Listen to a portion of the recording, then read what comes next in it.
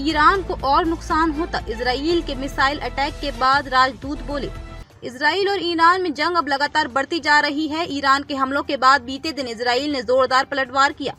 Israel ने Iran के कई सैन्य ठिकानों को निशाना बनाया। ईरान पर हमले के बाद भारत में इजराइल के राजदूत रूवेन आजार का बयान सामने आया है।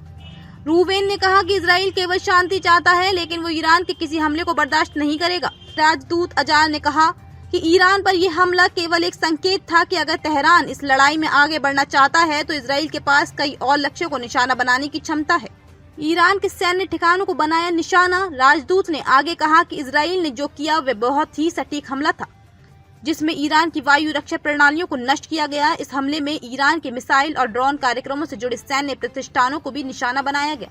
हमास और हिजबुल्लाह जैसे ईरान समर्थित आतंकी संगठनों पर इशारा करते हुए राजदूत ने कहा कि हमने केवल संदेश दिया है कि इजराइल कुछ गलत सहने वाला नहीं है। बता दें कि ईरान ने इससे पहले 1 अक्टूबर को इजरायली ठिकानों पर 200 बैलिस्टिक मिसाइलें दागी थी, जिसके बाद इजराइल ने बदला लेने की कसम खाई थी। ईरान को और नुकसान हो सकता था। राजदूत रूवेन आजार ने कहा कि हम अपने सहयोगियों, विशेष रूप से अमेरिकी के साथ पूरी तरह से समन्वय कर रहे हैं, जो हमारे कदमों का पूरी तरह से समर्थन कर रहा है।